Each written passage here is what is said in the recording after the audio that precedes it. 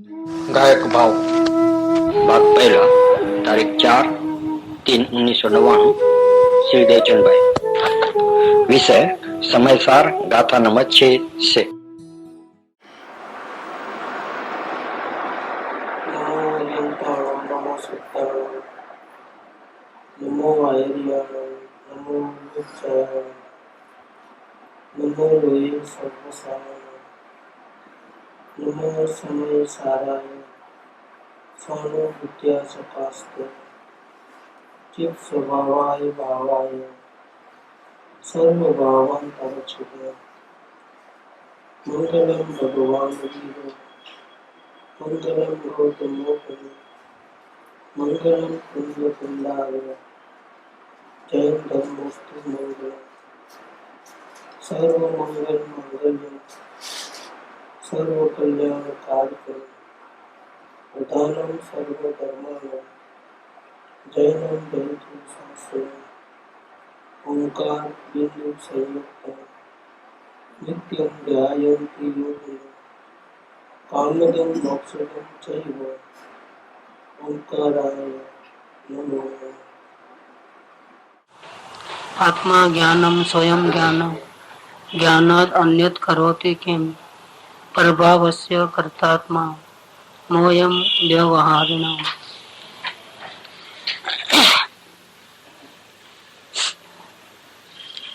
ये पूज्य गुरुदेव ने समय सार की छठी गाथा पे प्रवचन की। प्रवचन की एक छोटी सी बुक, एक ही गाथा के ऊपर जो प्रवचन है उस पे एक बुक छपी। इसका नाम रखा गया है गायक भाव। ये आत्मा का दूसरा नाम है। आत्मा कहो या गायक भाव कहो एक ही बात। ये गायक भाव पुस्तक मुमुक्षु समाज को अर्पण करते हुए कांजी स्वामी ट्रस्ट देवलाली आनंद की अनुभूति करता है। श्री समयसार शास्त्र में जो छठी गाथा है उसको पूज्य गुरुदेव श्री छठी का लेख कहते थे। छठी का लेख माने क्या, कभी मिटने नहीं वाले। ऐसे लोगों में कहावत है कि बालक का जन्म होता है तो छठे दिन विदाता आती है और उसके पूरे जिंदगी भर का लेख लिख के जाते। ऐसे समयसार गाथा के अंदर एक गाथा से शुरू करते हैं और जब छठी गाथा आती है तब वहां से कुनकुनाचार्य देव आत्मा का स्वरूप क्या है वो बताते हैं। इसके पहले सब तैयारी करते हैं, 1 से 5 तक गाथा तक तैयारी करते हैं और छठी गाथा के अंदर ओरिजिनल विषय चालू, आत्मा क्या चीज है, उसकी अनुभूति कैसे करना, वो सब छठी गाथा से। तो पूज्य गुरुदेव श्री ने समयसार की छठी गाथा को छठी का लेख लिख कहा है। मतलब आपको फिरना पड़ेगा, लेकिन विधि के लेख मिटने वाले नहीं है, अपर गाथा है। श्री समयसार के सिद्धांतों की मुख्य गाथाओं में से ये सबसे उत्कृष्ट एक परम सारभूत गाथा है। तो आचार्य देव ने 2000 साल पहले मद्रास के निकट पोन्नूर के जंगलों में, पहाड़ों में ताड़पत्र के ऊपर ये गाथा हॉल कर करके लिखी है। कैसे लिखी है? मुनियात जो कलम लेते नहीं, तो उन्होंने एक बारीक पत्थर या ऐसा कुछ नोक या काड़ी हो मजबूत, उससे ऐसा हॉल कर करके लिखा है। ओरिजिनल भाषा है अर्धमागधी। पीछ के ऊपर संस्कृत अमृतचंद्राचार्य देव ने टीका की 1000 साल के बाद, और दोनों साथ में जो है बाद में मिली तो उसके ऊपर पंडित जयचंद जी ने धुंधारी भाषा में हिंदी अनुवाद किया और कुछ भावार्थ भी लिखा। और ये पूरा बुक इनके हाथ में आई, कृपादेव के हाथ में। तो उन्होंने तो पन्ने तो टिकते नहीं है ना, तो दोबारा छपवाया पूरा सरल हिंदी में, इसका रूपांतर करा करके इसको कृपादेव ने परम श्रुत प्रभावक मंडल जो संस्था थी उसमें पुस्तक को छपवाया। वही पुस्तक जो है गुरुदेव के हाथ में आया। तो गुरुदेव के हाथ में आते ही उनको जो चाहिए था वो मिल गया। रास्ता चाहिए था ना शांति का, इसमें मिल गया। हाजी राजी हो गए और साधु वेश तो था ही, त्यागी तो थे ही, लेकिन ये पुस्तक मिलने के बाद 1 घंटा ही पढ़ना ऐसा नहीं, इसलिए क्या किया, उपवास कर लिए। तो गोत्री को जाने का ही बंद, सुबह जल्दी निकल जाते। गांव के बाहर एक पहाड़ों में गुफा रहती थी, उसमें चले आते। समय सार ग्रंथ और वो खाना नहीं पीना नहीं, एक ही बैठक में पूरा पढ़ लेना। 4-5 दिन तक ऐसा करे उन्होंने, और वहीं उन्होंने ध्यान में अपने आत्मा का अनुभव किया। श्री समय सार शास्त्र के पूज्य गुरुदेव श्री के 19वीं बार जो प्रवचन हुए हैं लास्ट टाइम, उस पर से ये गाथा कि इस गाथा के ऊपर 6 प्रवचन हुए गुरुदेव के। उसका टेप रिकॉर्ड है अभी मौजूद, टेप में वही लिखा है जो इसमें छपा है, वो कैसेट पर से उतार करके लिखा गया है। इस पुस्तक में ये प्रवचन दिए गए हैं जिसमें पूज्य गुरुदेव श्री ने गायक भाव का स्वरूप उनकी अपूर्व शैली में, विशिष्ट शैली में बहुत अच्छी तरह से समझाया है। गायक भाव का स्वरूप कहो या आत्मा का स्वरूप कहो, एक ही बात। आशा है कि मुमुक्षुओं को स्वाध्याय में ये पुस्तक बहुत उपयोगी होगा, वो अपने आत्म स्वरूप को बराबर समझ पाएंगे। पीछे 2 श्लोक दिए हैं, इसमें पहला श्लोक है अमृतचंद्र आचार्य देव का आत्मख्याति की टीका, 62 नंबर का श्लोक जो समय सार में है। आत्मा ज्ञानम स्वयं ज्ञानम ज्ञानात अन्यत करोति किम प्रभावस्य कर्तात्मा मोयम व्यवहारिणाम। इसका अर्थ आत्मा है वो ज्ञान स्वरूप है, स्वयं ज्ञान ही है, वो ज्ञान के अलावा और क्या करे। राग द्वेष या पर के कार्य तो वो कर सकता ही नहीं है, सिर्फ जानना इसका कार्य है। आत्मा अन्य भाव का करता है ऐसा मानना और ऐसा कहना, ये तो संसारी व्यवहारी जीवों का मोह माने अज्ञान है, भ्रांति है। वो अपना आत्म स्वरूप जानते नहीं है, इसीलिए वो ऐसा कहते हैं कि देखो हम खाते हैं पीते हैं, चलते हैं फिरते हैं, देखते हैं सुनते हैं, और शरीर मेरा ये मेरा, ऐसा जो है ये मोह है, संसारी जीवों का अज्ञान है। दूसरा एक श्लोक अमृतचंद्र आचार्य देव की स्वतंत्र रचना है, पुरुषार्थ सिद्धि उपाय शास्त्र है, उसमें से एक श्लोक है, उसका अर्थ दिया नीचे दिया गया है। इस प्रकार से यह आत्मा कर्मकृत, कर्मकृत माने राग क्रोध आदि और शरीर आदि, शरीर की क्रियाएं आदि। शरीर की क्रिया में खाना पीना देखना सुनना सब आ गया, हलना चलना फिरना ये सब शरीर की क्रियाएं हैं। पहनना ओढ़ना कमाना दमाना शरीर के लिए सब आ गए। और राग द्वेष क्रोध मान माया लोभ सब कसाए आ गए। ये सब कैसे भाव है, किसको एक कौन से भाव है? कर्मकृत भाव है, आत्मकृत भाव नहीं है। जो कुछ भी मन और वचन और काया की जो प्रवृत्ति है वो कर्मकृत है, आत्मकृत नहीं है। तो वहां श्लोक में लिखा है 14 नंबर में कि इस प्रकार से यह आत्मा कर्मकृत भावों से असंयुक्त होने पर भी, मतलब वो करता नहीं है, फिर भी अज्ञानी जीवों को अपना स्वरूप नहीं मालूम है, इसीलिए उनको ऐसा लगता है कि ये सब मैं कर रहा हूँ, क्रोध मैं कर रहा हूँ, खाना मैं खा रहा हूँ, ऐसा। और ऐसा जो लगता है उसको और ऐसा जो मानना हो रहा है, यही वास्तव में संसार का बीज है। 4 गति का रखड़ भट्टी का जो मूल कारण है वो ये है। ये पुरुषार्थ सिद्धि में उन्होंने लिखा है। इसका मतलब क्या हो कि ये जो अगर हम छठी गाथा बराबर समझ लेंगे, गुरुदेव श्री ने उनको समझाने की कोशिश की है 6 प्रवचनों के माध्यम से, तो हमको आत्मा का जो ओरिजिनल स्वरूप है, मूल स्वरूप, वो अच्छी तरह से समझ में आ जाएगा।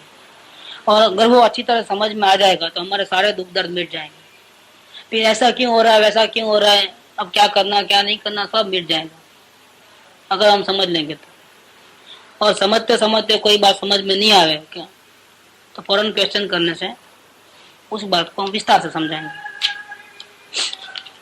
अभी ये जो अपन पढ़ने जा रहे हैं वो गुरुदेव श्री के वचन है, इसलिए सबसे पहले गुरुदेव श्री को याद करके उपकार से भक्ति से गुरुदेव श्री को श्रद्धांजलि देते हैं, क्योंकि गुरुदेव श्री ये जो छपा था गुरुदेव श्री हाजिर नहीं थे, बाद में छपा गया। तो एक पन्ना जो है गुरुदेव श्री की श्रद्धांजलि के रूप में है। श्री सद्गुरु देवाय नमः। परम पूज्य सद्गुरु देव श्री कांजी स्वामी के प्रति श्रद्धांजलि। अहो अहो श्री सद्गुरु करुणा सिंधु अपार, आप अमर पर प्रभु करो अहो अहो उपकार। जे स्वरूप समझ्या विना पाम्यो दुख अनंत, समझाव्यूं ते पद नमो श्री सद्गुरु भगवंत।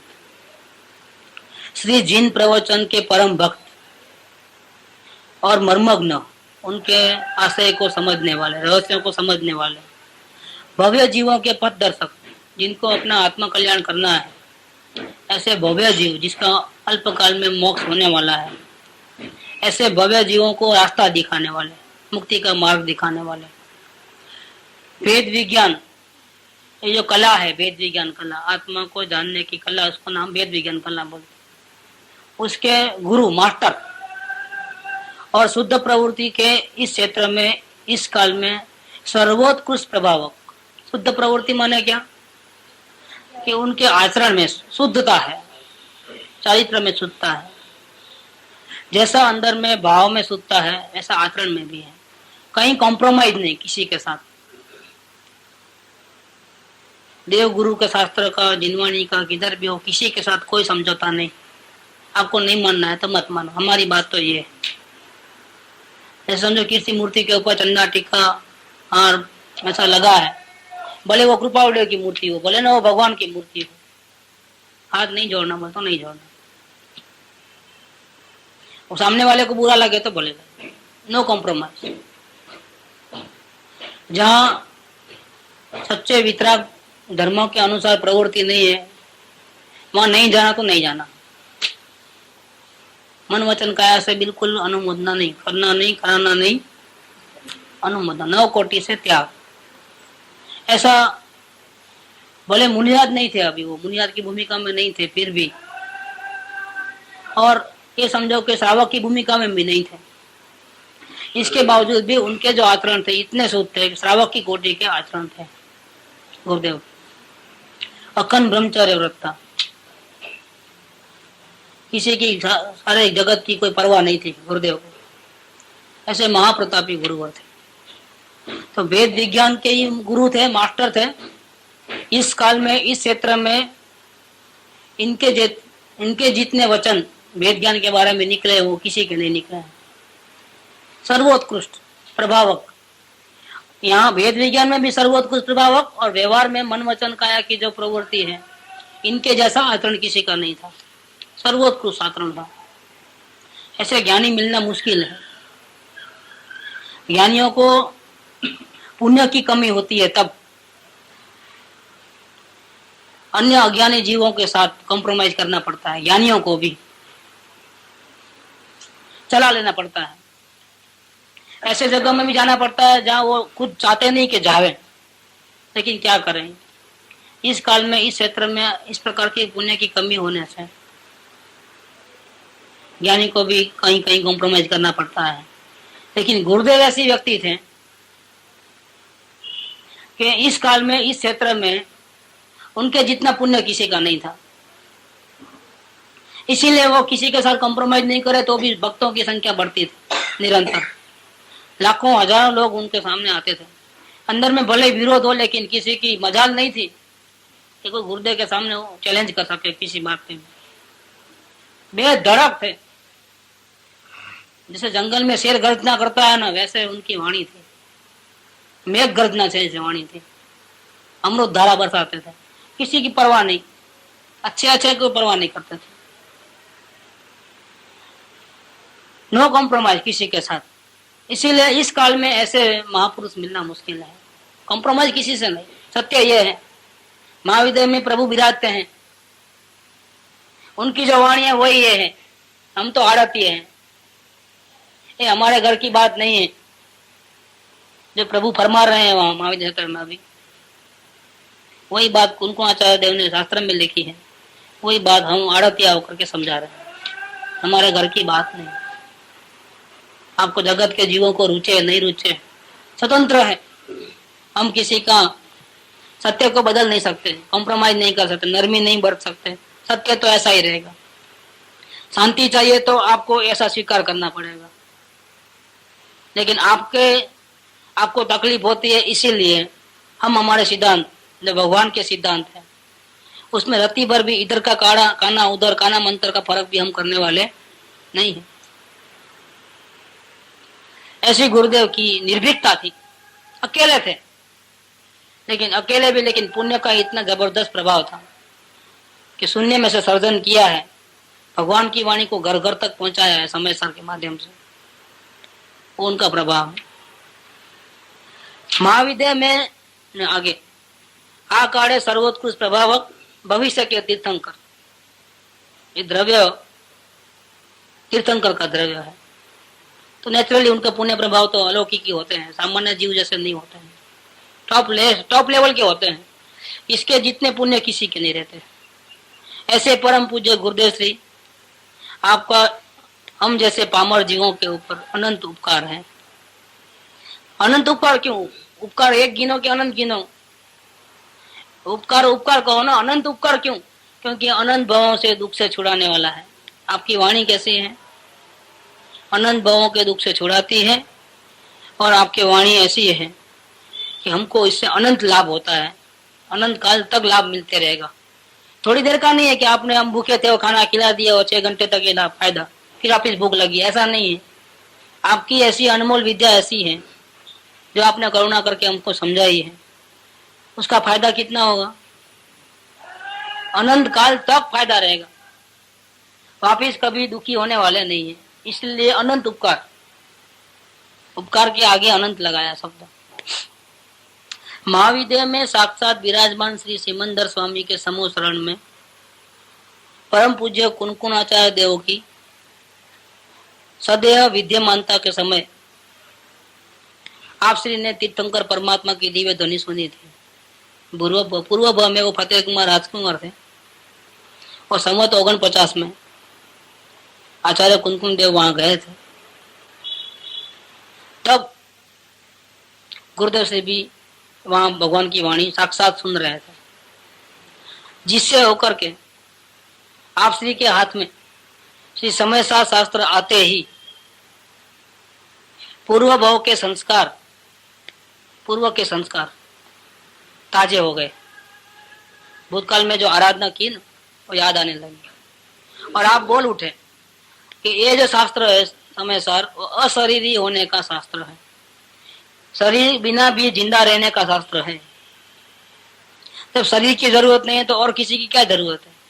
फिर तो किसी की जरूरत ही नहीं। शरीर नहीं तो नाम नहीं, इज्जत नहीं, आबरू नहीं, कमाना नहीं, दमाना नहीं, कुटुंब नहीं, परिवार नहीं, कुछ नहीं, न मोटर न गाड़ी, कुछ चाहिए ही नहीं ना। शरीर नहीं तो नींद भी नहीं लेना है, रात और दिन जागो, बस जागृति में रहो।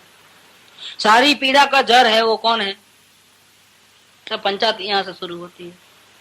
जब यही नहीं रहेगा फिर भी हम जिंदा रहेंगे तो कितना आनंद होगा, कितनी कड़ाकुट मिट जाएगी। ये करूं वो करूं, खत्म। ये शास्त्र जो है समय सार और हाथ में आते ही गुरुदेव ने ऐसा बोल दिया। अभी तो अनुभव नहीं हुआ था आत्मा का, लेकिन हाथ में आते ही पूर्व भाव के संस्कार जागृत होते ही उन्होंने कह दिया। क्या कह दिया? कि ये जो शास्त्र है वो शरीर रहित होने का मतलब सिद्ध भगवान बनने का शास्त्र है। पूर्व में सुनी हुई परम कल्याणी दिव्य ध्वनि इस क्षेत्र में उनकी धारा बहा करके भव्य जीवों को सुधापान कराया है। गुरुदेव सिंह ने क्या काम किया? तो पूर्व भाव में उन्होंने भगवान की जो दिव्य ध्वनि सुनी थी वही ध्वनि अपनी भाषा में कन्वर्ट करके इस क्षेत्र में धारावाही प्रभाव बारिश करा करके अमृत धारा बरसा के भव्य जीवों को सुधा रस का पान कराया। सुधा मतलब अमृत। अमृत का पान करने से क्या होता है? जीव अमर होता है। और जिनवाणी जो है वो कैसी है? जिनवाणी सुनना माने सुधा रस पान करना। सुनने से अगर वो हृदय में उतर जाए तो हमारा जो अनंत दुख का कारण जो मोह है वो खत्म हो जाए, अपना स्वरूप समझ में आ जाए।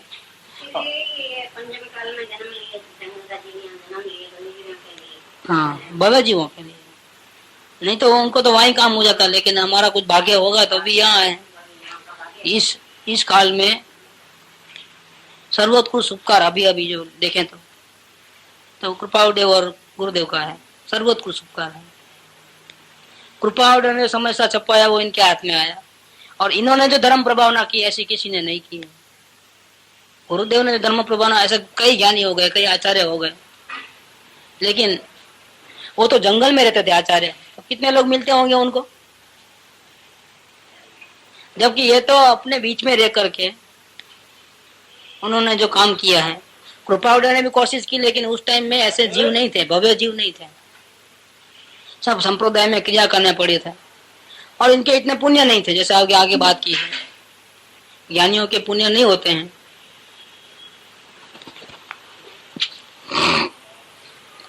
तो क्या होता है, कॉम्प्रोमाइज करना पड़ता है, तो कृपादेव को कॉम्प्रोमाइज करना पड़ता था। वो श्वेतांबर गलत धर्म में ऐसा खुलेआम नहीं कह सकते थे, लिखा है उन्होंने अपने वचनों में, सब लिखा है, और दिगंबर ही सत्य है ऐसा खुलेआम नहीं कह सकते थे, तारीफ बहुत की है।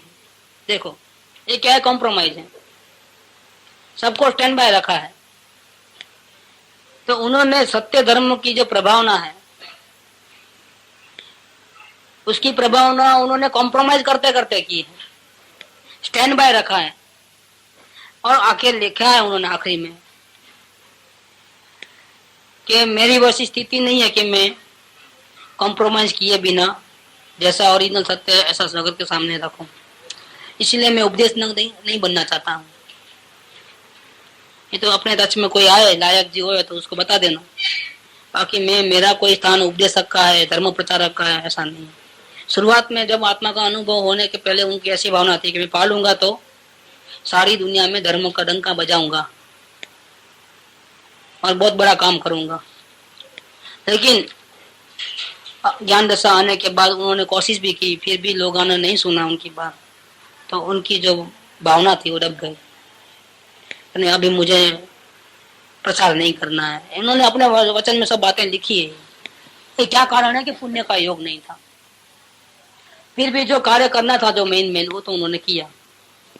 इसको जो नींव डाली थी उन्होंने, उसके ऊपर भव्य महल बनाया है गुरुदेव ने।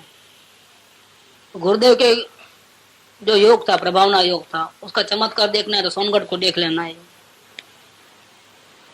और जो शास्त्र छपे हैं अपन पढ़ते पढ़ते पूरी जिंदगी खत्म हो जाए हमारी, इतने शास्त्र, इतने प्रवचन है उनके, सुनते सुनते तो हमारी जिंदगी निकल जाए, गुजर जाए, इतने प्रवचन है उनके।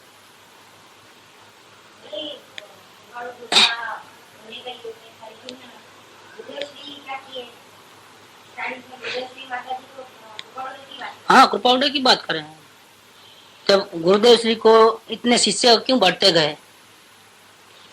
गुरुदेव श्री राजकोट में 10 महीना रहे, सोनगढ़ में जाने के बाद भी लोगों ने उनको बुलाया, तो आनंद भवन में राजकोट में उन्होंने प्रवचन शुरू किए। वो किसके ऊपर प्रवचन शुरू किए? आत्म सिद्धि शास्त्र के ऊपर। और 10 महीने तक गुरुदेव ने धर्म वर्षा की, क्योंकि शुरुआत के लोगों को तो कृपादेव का वांछन ही ठीक है, समय सार ठीक नहीं है। तैयारी हो गई कि अभी मुझे आत्मा ही चाहिए तो समय सार पढ़ना, जब तक आत्मा चाहिए ऐसा निर्धार अंदर में भावना नहीं जगती है, तब तक भावना जगाने के लिए तो कृपादेव का ग्रंथ ही अच्छा रहता है। तो गुरुदेव ने भी वहां से शुरुआत की, तभी तो लोगों के थोड़े थोड़े जमते गए। ये तो अपन जो पढ़ रहे हैं वो तो लास्ट प्रवचन है, जिंदगी के आखिरी प्रवचन है। इसमें जो बात आएंगी वो ऊपर से चले जाएगी, तो शुरुआत वाले को क्या होगा, ऊपर से चले जाएगी। जैसे जैसे परसों बात चली थी कि वो जानने वाला कहना वो भी वो आत्मा नहीं है, क्रोधी मानी लोभी तो नहीं है, लेकिन जानने वाला भी नहीं है, तो लोगों के दिमाग में चक्कर आने शुरू हो जाते हैं, ये क्या बोलते हो, ऐसे चक्कर आवे, ऐसी बातें हैं, ये टॉप लेवल की। लेकिन शुरुआत की बातें तो वो तो बहुत सबको समझ में आवे, ऐसे ये जीव तो कहाँ जाएगा, ऐसा करके बात करते। तेरे को आत्म कल्याण करना है तो तुम अपने परिणाम को तपास। ऐसे अंधे बन करके क्यों अपने पैर पे कुहाड़ी मारता है, क्यों राग द्वेष करता है, क्यों औरों के लिए क्षण भर के सुख के लिए, स्वार्थी जनों के लिए तुम क्यों अपने को बर्बाद करता है। ऐसा करके वो समझा समझा करके पूरी बात करते हैं। तो इस क्षेत्र में दिव्य ध्वनि का प्रवाह भावी भव्य जीवों को सुधापान खाया है। सुधापान माने क्या, अमृत होने का, अमर बनने का मार्ग प्रशस्त किया और हमको ये सत्य मार्ग बताया। ये आपकी हमारे ऊपर कैसी करुणा थी, वितरागी करुणा थी। वितरागी करुणा में क्या होता है, करुणा दो प्रकार की होती है। जैसे कोई रखते हैं भिखारी है, उसको दया करके अपन कुछ दे देते हैं, ले लो भाई खा लेना, ये लो पैसे, ये लो ब्रेड ले लो, ये ले लो। कभी कभी क्या होता है, ये हमारी वितरागी करुणा नहीं है। वितरागी करुणा इसलिए नहीं है कि उसको हम सच्चा सुख का रास्ता बताने में असमर्थ हैं, इसलिए उसको टेम्पररी सुख दे देते हैं। और टेम्पररी सुख में उसको भी वही अच्छा लगता है, तो क्या होता है, उसको भी आदत बने रहती है इस प्रकार से मांगने करने की, भिखारी बनने की। वो टेम्पररी आराम ले लेता है, सच्चे सुख के पीछे नहीं पड़ता है। देखो कितना नुकसान करते हैं हम, उसको हमेशा के लिए भिखारी बनाते हैं। हम 2 पैसा 4 पैसा दे करके क्या करते हैं, उसको हमेशा के लिए दुखी बनाते रखते हैं। वो हमें जिंदगी भर मांगते रहेगा। कभी कभी ऐसा होता है कि ऐसे भी केसेस निकले हैं कि भिखारी मर गया, रोज भीख मांगता था, फटे कपड़े पहनता था, और जहाँ रोज का उसका ठिकाना था वहां करके रोज मांगे मांगे मांगे, और हाथ पैर में कुछ कमी होंगी, आंख बराबर नहीं दिखती है, कुछ भी ऐसा। लोगों को दया आकर के पैसे देते जाते थे, जिसको दया आती वो। जब मरा तो उसके जहाँ था उसके नीचे खड्डा खोदे तो इतने पैसे निकले। क्या, कितने पैसे? क्यों, आराम से वो बिजनेस कर सकता था, घर के मकान तक ले सकता था। ऐसा भी केसेस बने हैं।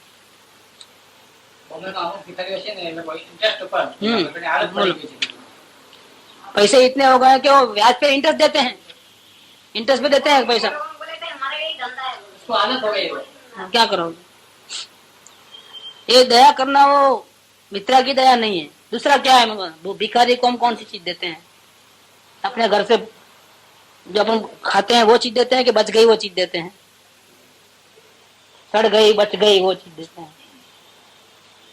ये क्या है? ये हमारा स्वार्थ है कि चलो ऐसे इस बहाने बची हुई चीज जब पुण्य होता हो, किसका पेट भरता हो तो अपना क्या जाता है, समझे? हमको चाहिए वो तो देते नहीं है चीज।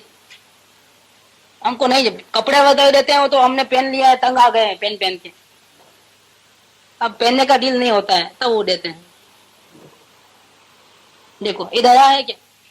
एक तो पीछा छुड़ाना है अपने परिग्रह को, संभाल के, कब तक संभाल के रखेंगे, कब तक पहनेंगे? पीछा छुड़ा दे दिया। जो हम पहनते हैं हम ऐसा वो थोड़ी चीज देते हैं। ये जो करुणा है हमारी कैसी है? राग वाली करुणा है। ऐसी करुणा करके हम भी कुछ बोझा से रहित होते हैं, परिग्रह से छुटकारा पाते हैं। जो हमको नहीं चाहिए ऐसे परिग्रह से, जो हमको बसाया था यूज कर लिया, अब हमको नहीं चाहिए, बोझा रूप बन गए हैं।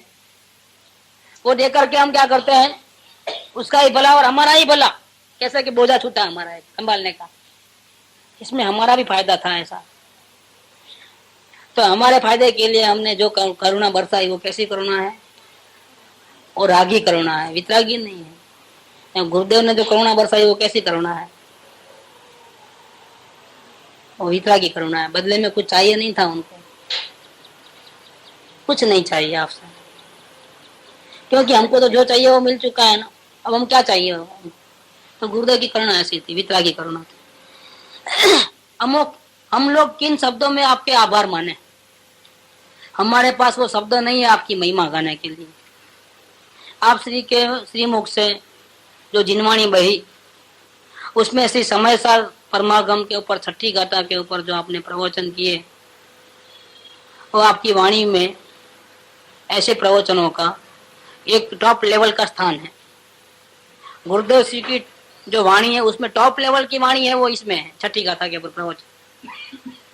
क्योंकि वो एक ही गाथा के ऊपर जो प्रवचन किए हैं वो आपके हजारों प्रवचन का सार इसमें आ गया है।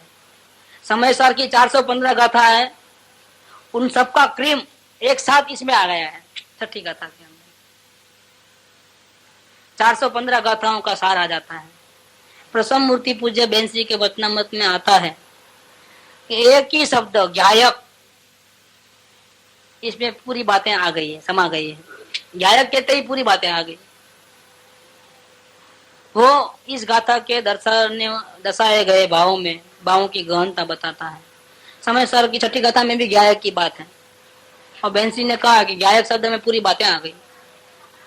गायक भाव का यथार्थ स्वरूप इन प्रवचनों में बताने में आया है, इसीलिए इस किताब का नाम गायक भाव रखा गया है।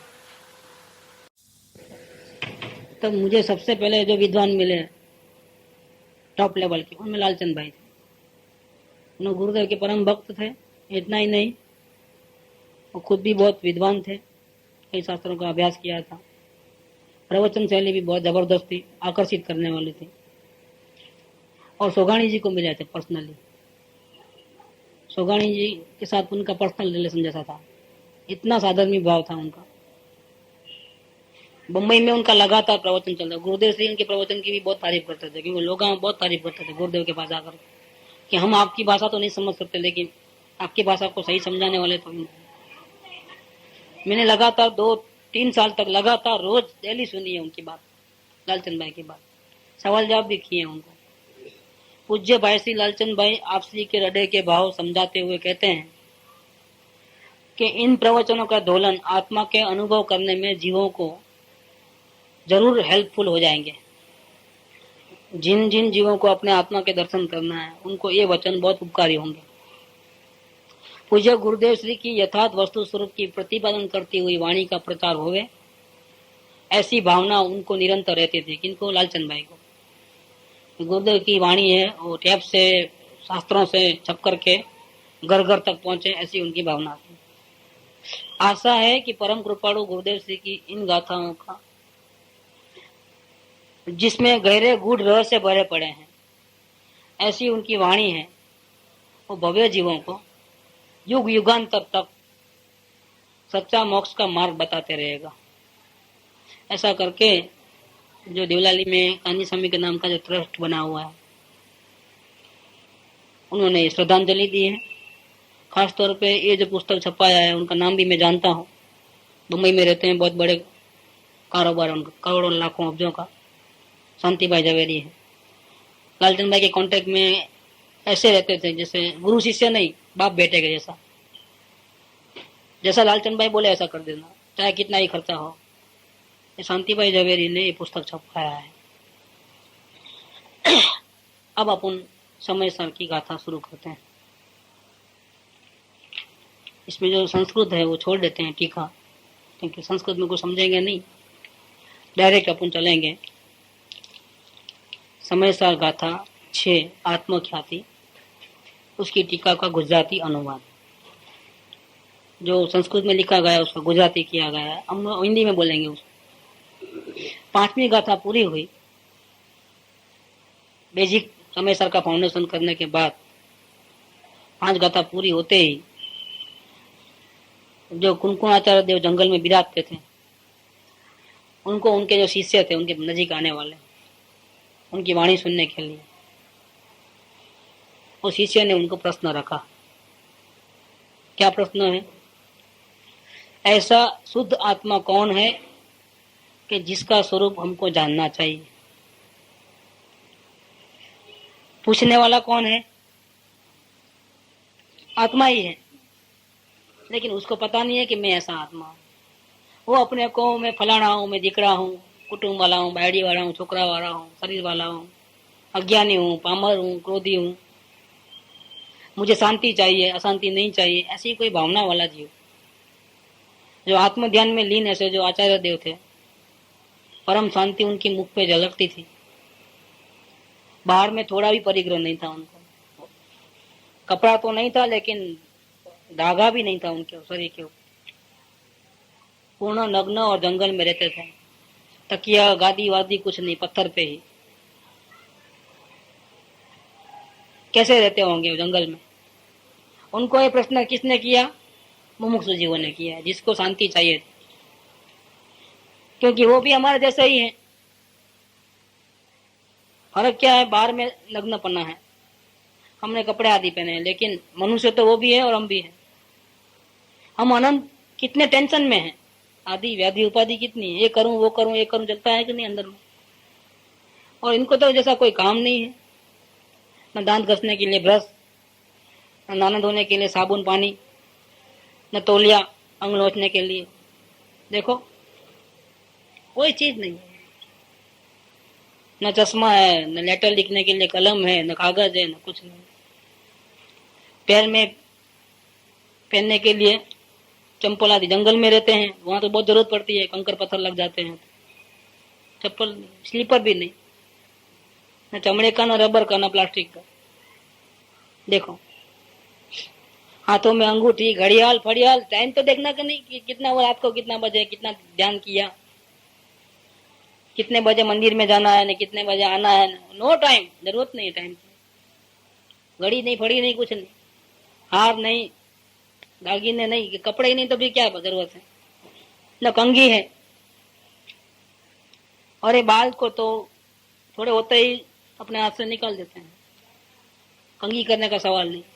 हाथ से क्यों निकालते हैं? कि वो जम जाएंगे तो, ज्यादा हो जाएंगे तो उसमें जीव जंतु आ जाते हैं, धूल जम जाती है, इसीलिए उसको ऐसा ही रखते हैं, कोरा, बाल नहीं होने देते, थोड़े होते ही निकाल देते। नाखून भी होते हैं तो ऐसे दूसरे नाखून से ऐसा निकाल देते। नाखून भी नहीं, क्योंकि अगर बढ़ेंगे इतने बढ़ जाते हैं।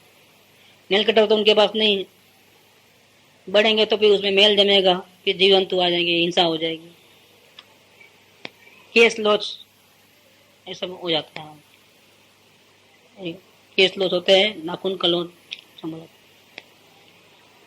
और ऐसे नग्न दिगंबर जंगल में विचरने वाले ऐसे महान आचार्य देव, मुनियों के महाराजा, चलते फिरते सिद्ध, मन में तो राग द्वेष नहीं, लेकिन तन में भी किसी के प्रति राग द्वेष दिखाई नहीं देवे। उनको वही प्रश्न पूछा, ऐसा शुद्ध आत्मा कौन है कि जिसका स्वरूप जानना चाहिए?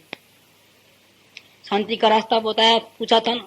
आचार्य देव ने कहा था कि शांति के लिए मैं तुझे एकत्व विभक्त आत्मा का स्वरूप बताऊंगा। ये 5वीं गाथा में कहा था। मैं तुझको संसार की बातें नहीं बताऊंगा, तेरा भविष्य में क्या होने वाला है वो नहीं बताऊंगा,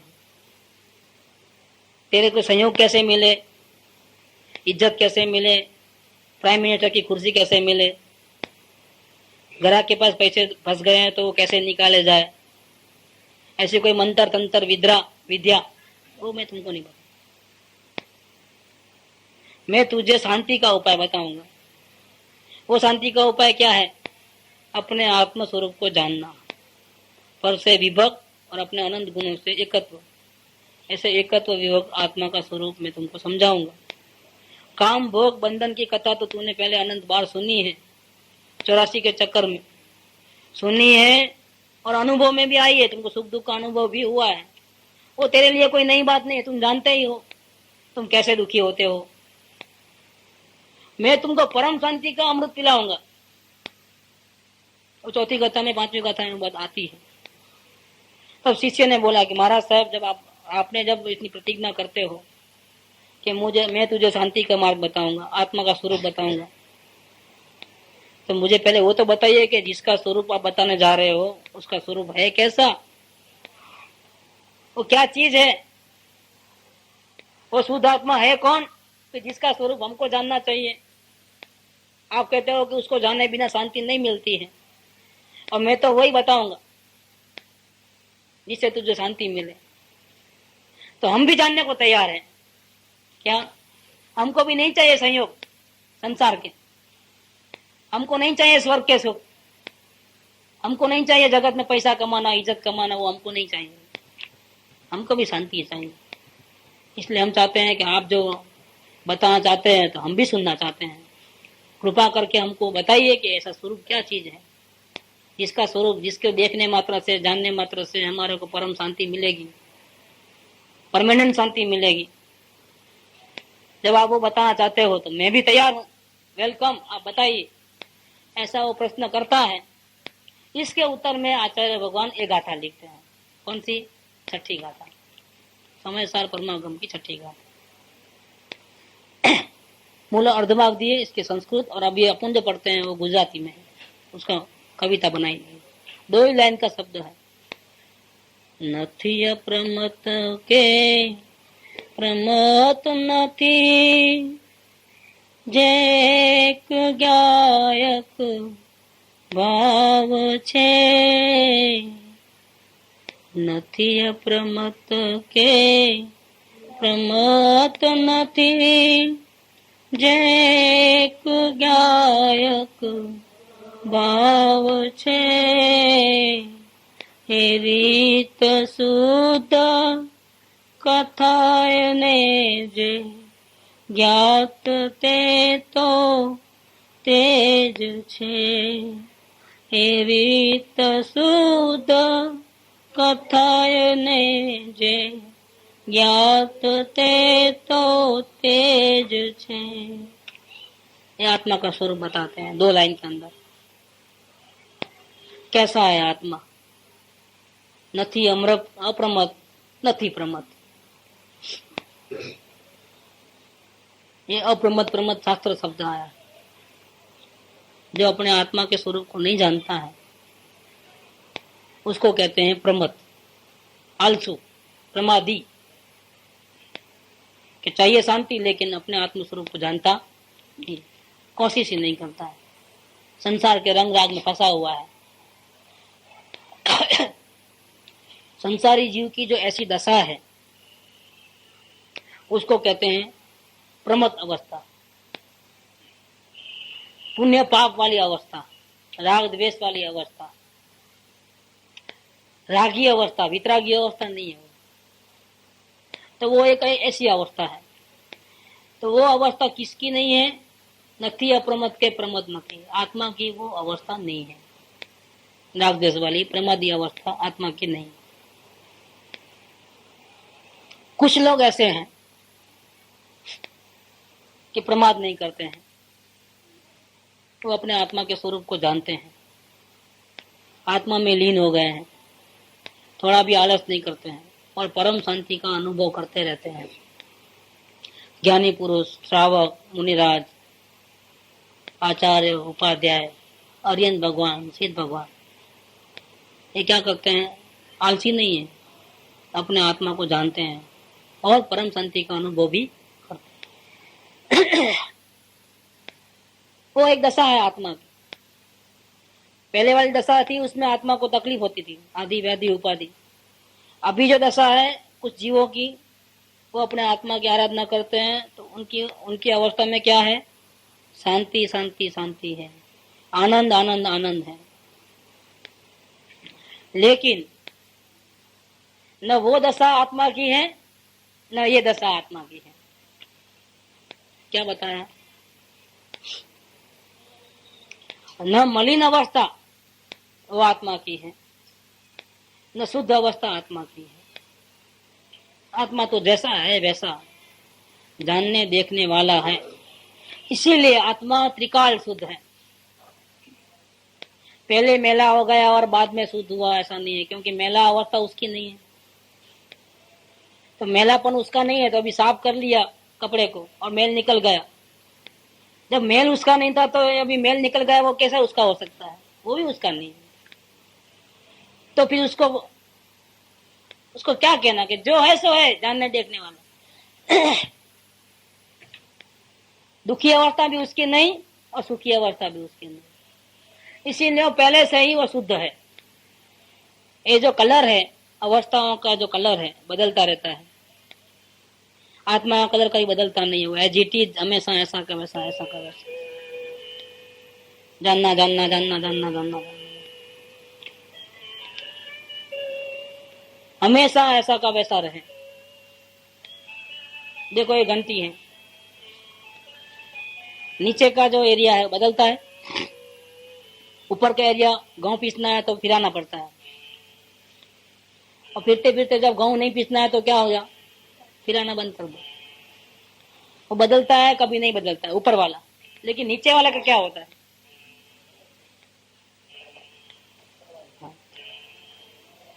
तो अब घंटी किसको बोलोगे, ऊपर वाले को बोलोगे, नीचे वाले को नहीं बोलोगे, किसको बोलोगे, घंटी किसको बोलोगे। दोनों को मिला के बोलते हैं घंटी। ये दोनों को मिला के बोलना वो है प्रमाण का विषय है। शास्त्र में इसका नाम क्या बोलते हैं, प्रमाण दृष्टि। एक ही साथ में नीचे वाले को भी देखना, ऊपर वाले को भी देखना, और पूरों को मिला करके ये घंटी है ऐसा बोलना, हाँ, उसको बोलते हैं प्रमाण। पूरी वस्तु को देखना। लेकिन इसमें जो स्थिर वस्तु है उसकी वैल्यू ज्यादा है। अपने को लगता है उसकी वैल्यू ज्यादा है, उसकी नहीं है, उसकी वैल्यू ज्यादा है। अगर वो भी घूमे तो फिर गेहूं नहीं पीसे जाएंगे। जो वैल्यू है वो किसकी है, नीचे वाला। दोनों हिस्से हैं, लेकिन सबसे बेस्ट वैल्यू, सबसे ज्यादा वैल्यू किसकी है। असल में ये जो घूमता है उसको भी वो आधा देता है, नीचे वाला। अगर नीचे का नहीं होता तो ऊपर का कहां से होता। तो बाप ही नहीं तो बेटा कहां से, समझे आप।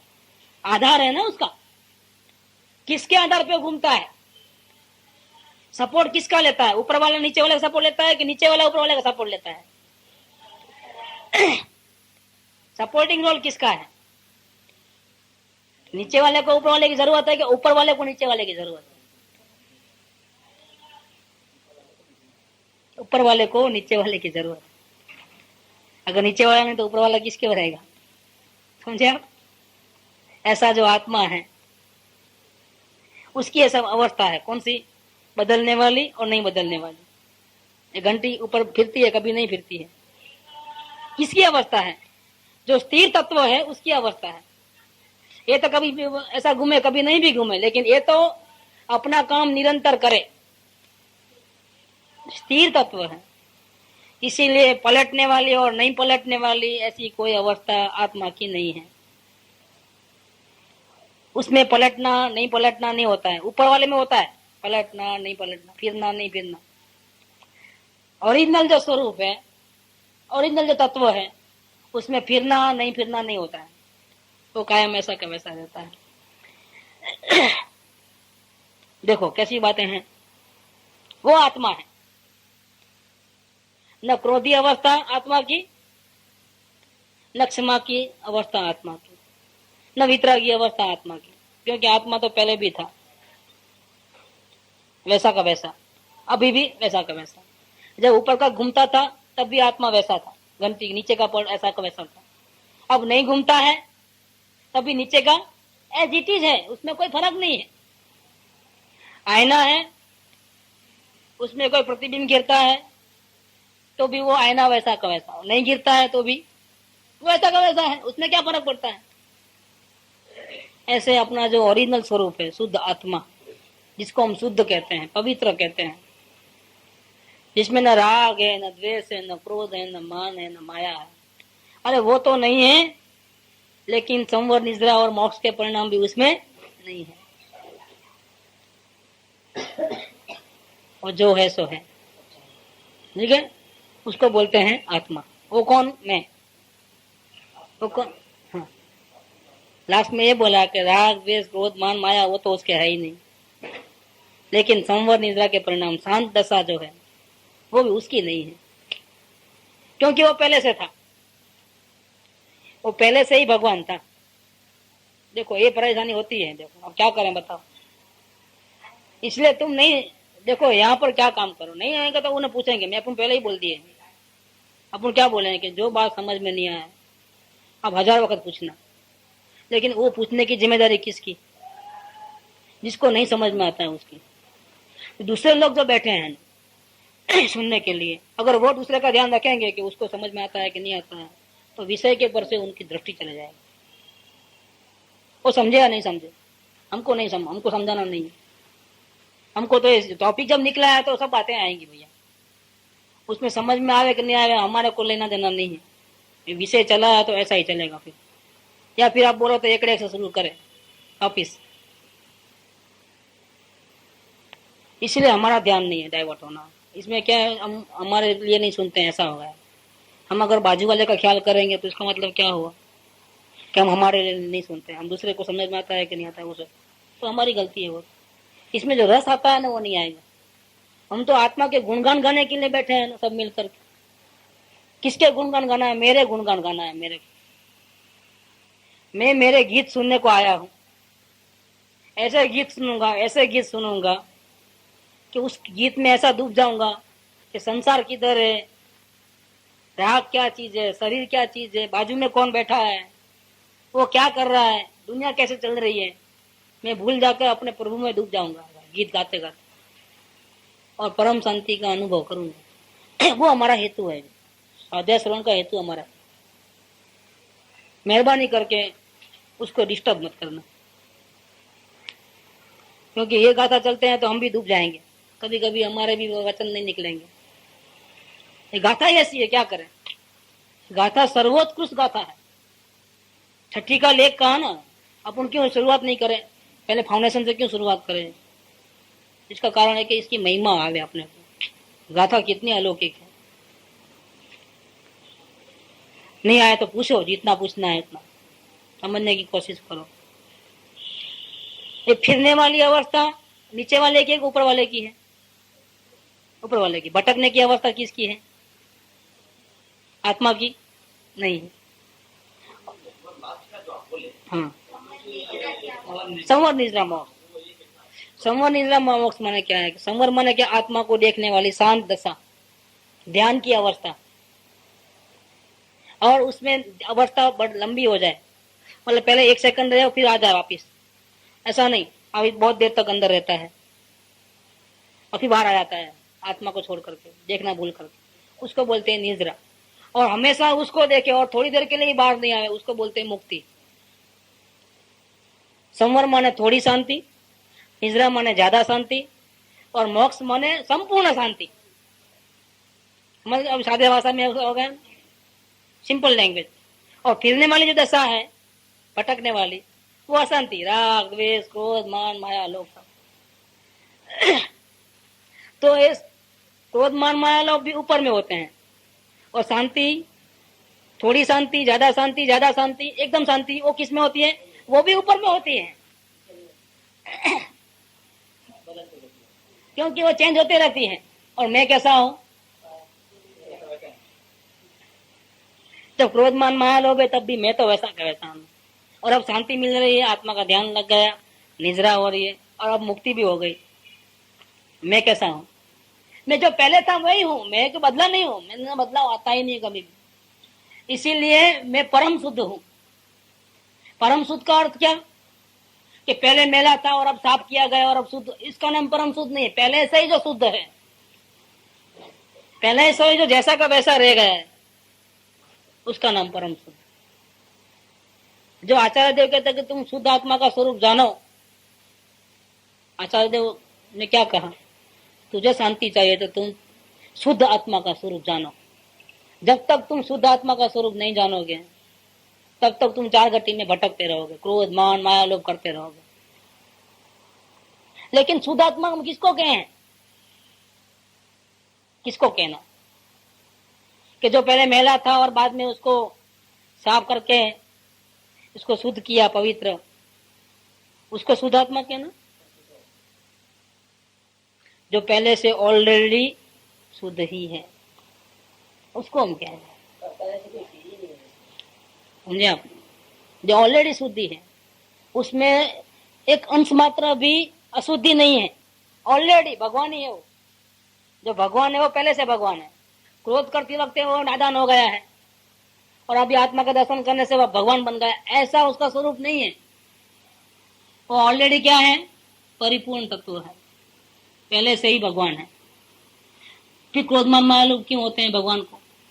क्योंकि वो जानता नहीं है कि मैं भगवान हूँ, देखता नहीं कि मैं भगवान हूँ, और मानता नहीं कि मैं भगवान हूँ। तो क्या करता है फिर वो? कि भगवान होते हुए भी अपने को क्या समझता है? मैं सदीज वाला देवचंद भाई हूँ। क्या भगवान नहीं मानता है? क्या मानता है? मैं देवचंद भाई हूँ। मेरा घर है, मेरा कुटुंब है, मेरा परिवार है, मैं व्यापारी, मैं फलाना दिकड़ा, अपने को भगवान नहीं मानता। मेरे को भूख लगती है, भगवान को भूख नहीं लगती है, लेकिन वो अपने को देवचंद भाई मानता है ना, उसको भूख लगती है। फिर मुझे खाने की जरूरत है, खाने के लिए भी राशन कहाँ से लाओगे, पैसा लाओ, पैसा कमाने की जरूरत है। पूरा भवंडर खड़ा किया किसने? ये भगवान ने। कैसे? अपने को भूल करके। तेरा दोष इतना कि अन्य को अपना मानना और स्वयं को।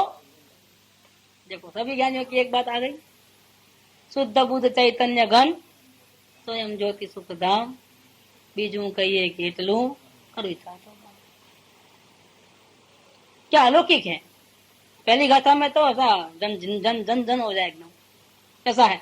अभी तो शुरुआत ही नहीं है, अभी तो एक वचन से शुरू करते हैं, अभी पूरी चलेगी तो क्या हो जाएगा, क्या हो जाएगा। अत्यंत महिमा से, अत्यंत रस से। ये मेरी कथा सुनने को मैं आया हूँ, मेरा स्वरूप असली क्या है मुझे नहीं मालूम, मैं मेरी कथा सुनने को आया हूँ। ऐसा सुनूंगा, इतना ध्यान से सुनूंगा कि गाथा पूरी होगी तब तक तो मैं भी शरीर से भी अपने भगवान का दर्शन कर लूंगा। क्या तो मैं कैसा भगवान हूँ, कितना महान हूँ। मेरे जितना महान इस दुनिया में और कोई नहीं है मेरे जितना महान। सबसे महान टॉप में मैं हूँ। ऐसे महान मैं हूँ, उसके गीत मैं सुनने आया हूँ। ये बात है। इसमें अपना समय पूरा हो रहा है, बाकी का कल लेंगे। प्रमाण से कहो, लेकिन बदलता होने से उसको अपना नहीं कहा जाता है। हम फिरने वाले जो बार बार बदलता है उसकी बात मानेंगे कि हमेशा स्थिर रहता है उसकी बात मानेंगे? ध्यान जिसका ध्यान करना है वो वस्तु जहाँ की वहां रहनी चाहिए कि वो कहीं भी रहे।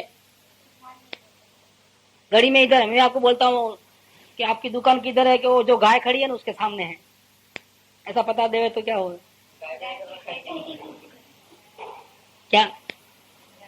क्या होगी फिर? वो गाय का ठिकाना थोड़ा है, वो तो अभी है, बाद में तो फिर उसके सामने घुस जाओगे। भाई उसको पैसा दे क्या ना 1 लाख रुपया, जिसके सामने, जिस दुकान के सामने लेफ्ट साइड पे गाय खड़ी है ना, और राइट साइड पे उसके गाय के बिल्कुल सामने जो दुकान है उसको आप 1 लाख रुपया दे के आना, क्या होगा? क्या ये पता दिया जाता है क्या? ऐसा पता होता है? पता तो ऐसा दो कि जो हमेशा परमानेंट स्थान हो। बहुत जरूरी बात है।